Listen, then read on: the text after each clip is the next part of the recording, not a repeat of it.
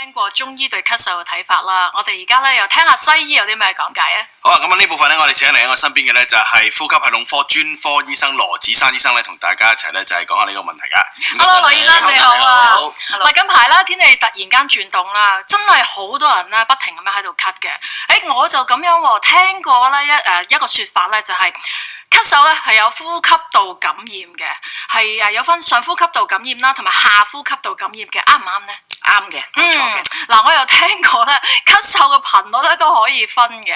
咁啊，例如係咳得短啲啦，就係上呼吸道感染啦；咳得長啲啊，咳得辛苦啲啦，就係下呼吸道感染，啱唔啱咧，羅醫生？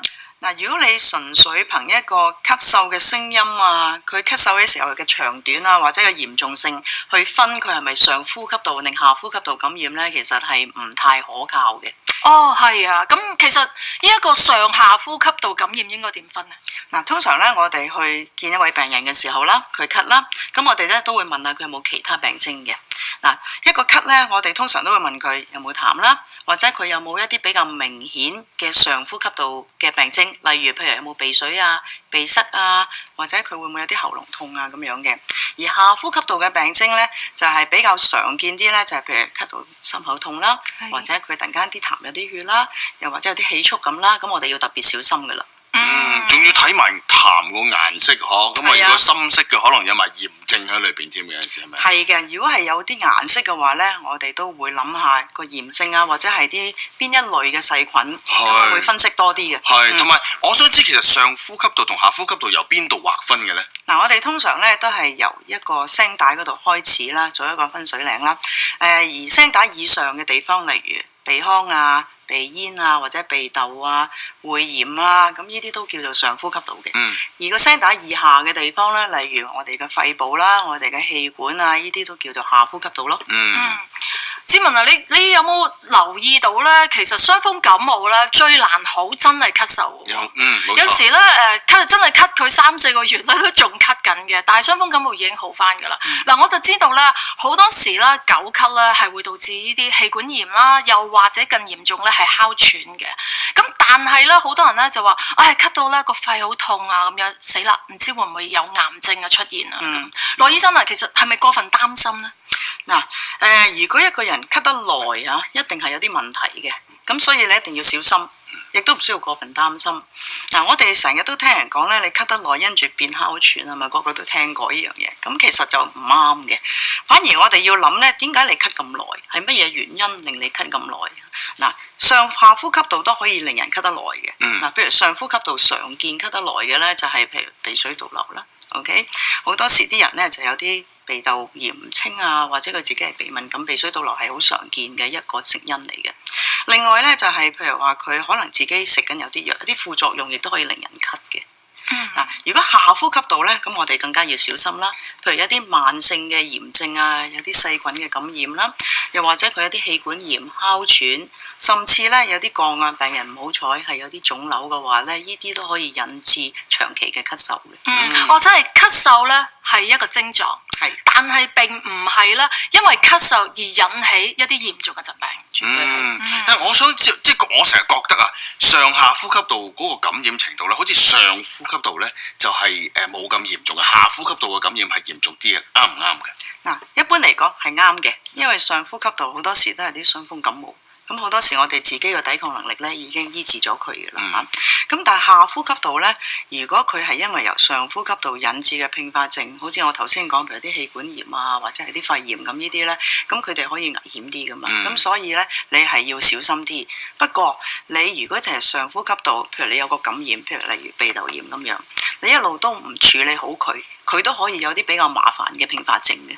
咁所以上下呼吸道咧都唔應該掉以輕心。係，嗱，通常會點樣醫咧？食啲咩藥咁樣嘅？嗱，我哋醫一個病者啦，不論係咩情況都好啦，第一件事梗係要幫助佢舒緩佢嘅病徵，冇錯，因為佢辛苦啊嘛，係咪？咁所以我哋咧就會問清楚佢你嘅病徵係乜嘢，咁我哋咧就作出適當嘅治療咯。好啦，最理想嘅情況梗係去揾出乜嘢令到佢病嘅，譬如佢係咪某一隻過濾性病毒，或者咪隻細菌，或者係其他嘅原因嘅。嗱，一般喺過濾性病毒嘅話咧，舒緩嘅病徵已經足夠啦。咁定佢休息啊，飲多啲水啊，咁樣已經可以幫助到佢。但係如果佢真係有啲細菌感染嘅時候呢，我哋可能要俾一啲藥，例如抗生素咁樣，去殺嗰隻細菌，去醫嗰個病人。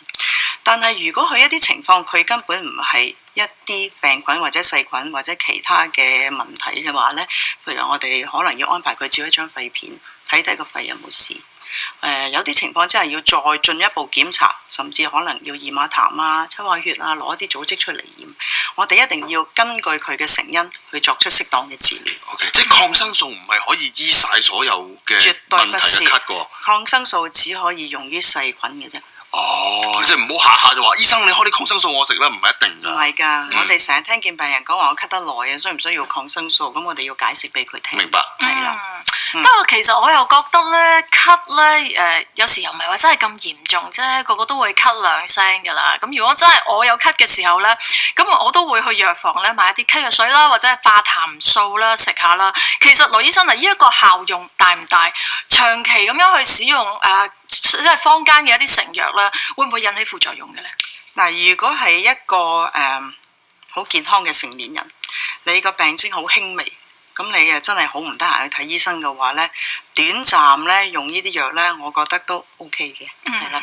但係呢，要小心就係話，如果你個病徵持續咗，或者你自己嘅身體情況呢係比較複雜少少嘅話呢，都係應該去睇醫生比較好。係啦，我覺得佢真係比較輕微啲就可以啦。咁但係成人就話可以啫，但係譬如細路仔得唔得呢？嗱，我仔都大個啦，但係有啲家長有時譬如2歲以下嗰啲，你建唔建議食呢啲成藥呢？我哋唔建議啊，啲咁細嘅小朋友呢，啲咪幼童呢用成藥嘅。嗱，點解呢？因為呢啲咁細嘅小朋友呢，佢哋根本自己嘅身體好多器官都未發育成熟嘅，佢哋嘅中樞系統啊，或者肺部或者其他器官呢，都仲係發育中嘅。而好多呢啲成藥呢，不論係止咳藥啊，或者係一啲傷風藥呢，因為佢哋包含嘅成分啊，可能係止咳啊、通鼻水啊，通鼻塞或者係收鼻水呢啲成分呢，可能對呢啲咪幼童嚟講呢，太過強烈啊。當佢哋食咗之後呢，好多時呢，或者我哋唔能夠肯定會唔會有啲不良嘅副作用。所以我哋係唔建議幼童用成藥嘅。唔該晒羅醫生啊，咁詳盡講解。冇錯啊，嗱，如果有問題咧，都要諮詢翻醫生嘅專業意見㗎。強化心肺功能啊，係好緊要㗎。